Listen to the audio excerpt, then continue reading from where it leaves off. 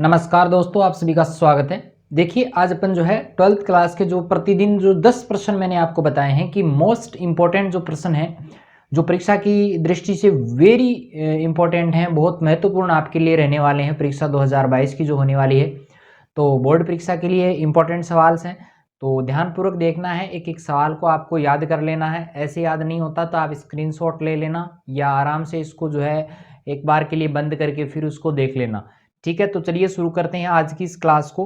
चलिए, आज का जो पहला सवाल अपना रहने वाला है वो रहेगा ये वाला। चलिए देखिए, पहला जो सवाल है कि हाय वह अवधूत का आज कहाँ है।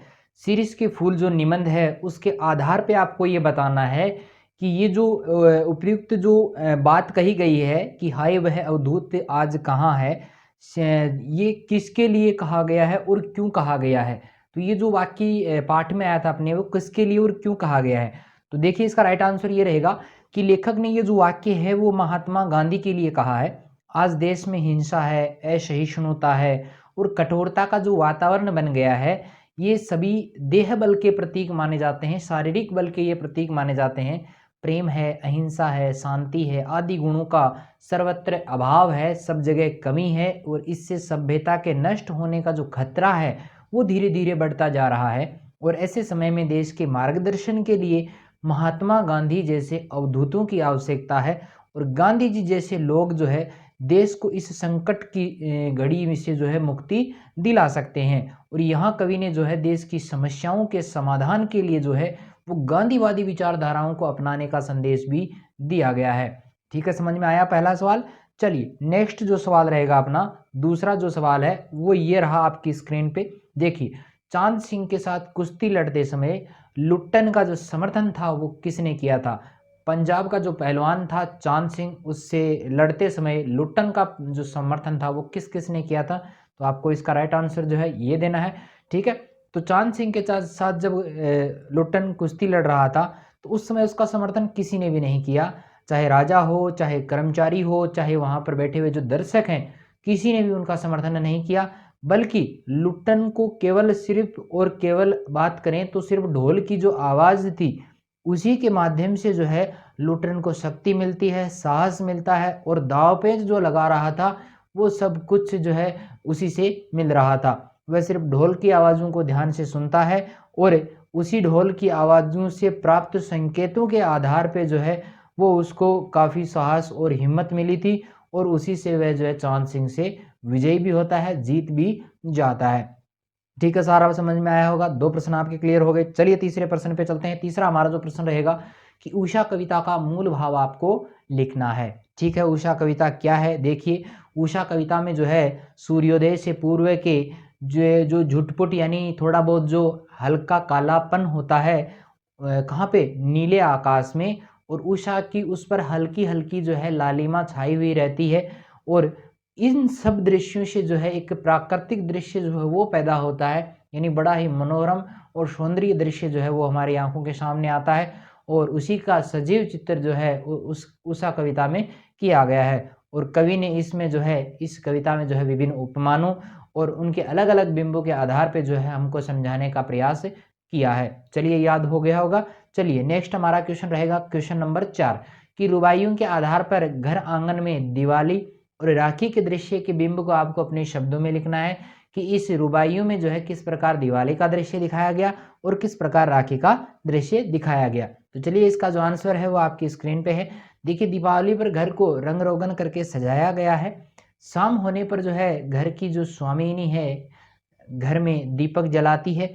और यानी उस छोटे से बच्चे के, भाई घर में दीपक जलाती है और छोटे बच्चे का जो घरौंदा बनाया हुआ था, छोटे बच्चे का खेलने का जो घर बनाया हुआ था, माता उस छोटे से घर में भी क्या करती है, एक दीपक जला देती है। और देखो, इस दीपक के जलने से जो है माँ और उसका जो बेटा था उसके चेहरे पर एक नई चमक जो है वो आने लगती है और उसके मुख पर उत्साह और प्रसन्नता की जो चमक है वो देखी जा सकती है।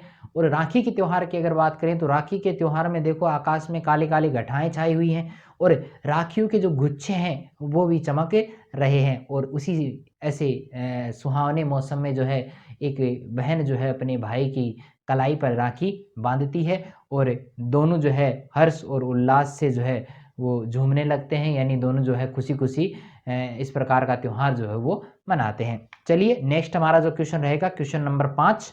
देखिए सबसे तेज बौछारें गई, भादो गया के बाद में प्रकृति में जो परिवर्तन आया कवि ने दिखाया है उसका, और उसका वर्णन आपको अपने शब्दों में करना है। ठीक है, चलिए सबसे तेज बौछारें गई, ये आपने पतंग जो कविता थी उसमें आपने देखा होगा।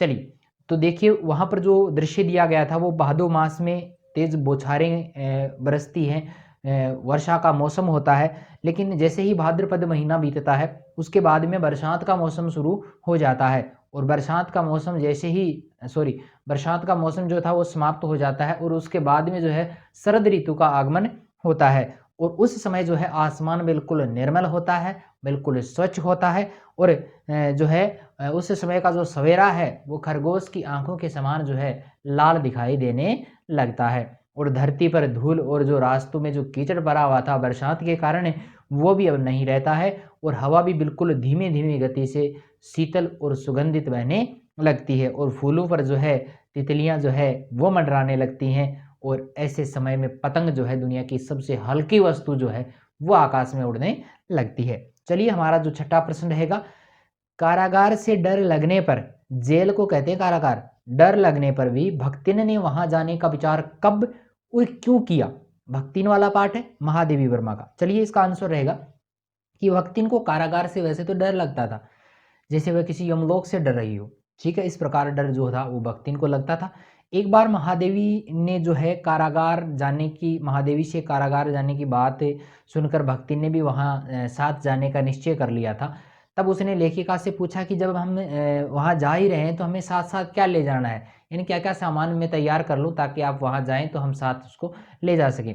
इस तरह जो है अपनी मालकिन का साथ निभाने की खातिर जो है भक्तिन ने कारागार का जो भय था वो त्याग दिया था, और वहां पर जाने का विचार भी कर लिया था। ठीक है, वो साथ देने के कारण था, बाकी कोई उद्देश्य नहीं था।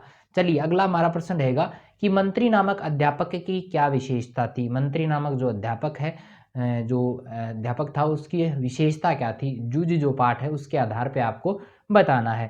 तो आपको बता दें कि मंत्री नामक जो अध्यापक थे वे गणित के अध्यापक थे। वे जब भी कोई सवाल बच्चा गलत कर देता था तो उस छात्र को अपने पास बुलाते, सवाल को हल करवाते, और अगर छात्र वहां पे मूर्खता का प्रदर्शन करता तो उसकी जम के पिटाई भी कर देते थे। चलिए नंबर 8वां प्रश्न है कि विज्ञान का सत्य बड़ा है या सहज प्रेम का रस? काले मेगा पानी दे के आधार पे आपको बताना है। चलिए इसका राइट आंसर है कि आज विज्ञान का युग है, और विज्ञान जिस तरह से प्रगति कर रहा है, और विज्ञान की जो प्रगति है उसको देखकर तो अपन यही कह सकते हैं कि विज्ञान का जो सत्य है वो सबसे बड़ा माना जाएगा। लेकिन जीजी ने लेखक को सहज प्रेम भाव के कारण इंद्रसेना पर पानी जो फेंकना था वो उचित समझा था। जीजी के अनुसार उसने पानी फेंका भी था, और लेखक न चाहता हुआ भी क्या कर रहा था, दीदी के कहे अनुसार, जो जीजी थी उसके कहे अनुसार कार्य कर भी रहा था। तो इसका एक मुख्य कारण जो है वो जीजी का सहज प्रेम भाव ही कहा जा सकता है। चलिए हमारा नेक्स्ट क्वेश्चन जो रहेगा कि पर्दे पर वक्त की कीमत है, इस कथन का अस्य स्पष्ट आपको करना है। तो देखो ये जो पार्ट रहेगा वो कैमरे में बंद अपाहिज पार्ट से ये लिया गया है। तो यहाँ पर देखिए इसका अर्थ रहेगा कि दूरदर्शन के पर्दे पर उन्हीं कार्यक्रमों को दिखाया जाता है जो रोचक भी होते हैं और पैसे कमाने में भी लाभदायक होते हैं, इसलिए वे अपने व्यवसाय पर अधिक ध्यान देते हैं, और तय समय जो वहां पर मिला है उसको भी बर्बाद नहीं करना चाहते। चलिए हमारा नेक्स्ट प्रश्न रहेगा, लास्ट प्रश्न अपन कहेंगे कि संवेदन तुम्हारा है, सहर्ष स्वीकारा है, कविता में कवि क्या कहना चाहता है? कि संवेदन तुम्हारा है, तो अपने प्रिय की बात कवि यहाँ पर कह रहा है कि उसे अपने प्रिय से प्रतिक्षण जो प्रेम और जो स्नेह प्राप्त हुआ है उससे हर समय प्रेरणा मिलती रहती है, और उसके मन में निरंतर जागृत होने वाले विचार और भाव प्रियजन की संवेदना से ही संचारित होते हैं। यानी प्रिय की जो संवेदनाएं हैं, जो भावनाएं हैं, उन्हीं के अनुसार कवि जो है प्रतिक्षण विचार और मन जो भाव है वो कवि के मन में जो आ रहे हैं वो उसी से संचारित होते हैं। ठीक है, समझ में आया होगा। प्रश्न आपको ये कैसे लगे कमेंट करके जरूर बताएं, और वीडियो अगर पसंद आता है तो लाइक जरूर करें, दोस्तों के साथ शेयर भी करें, और तो आपको वीडियो तो सारा देखना ही देखना है। ज़रूर देखें सारा वीडियो, ताकि अपना जो चैनल है उसका जो वॉच टाइम है वो पूरा हो सके। ठीक है, आप सबसे ये विनती रहेगी। चलिए फिर कल मिलते हैं एक नए वीडियो के साथ में, अगले 10 प्रश्नों के साथ में। आज के लिए इतना ही, धन्यवाद।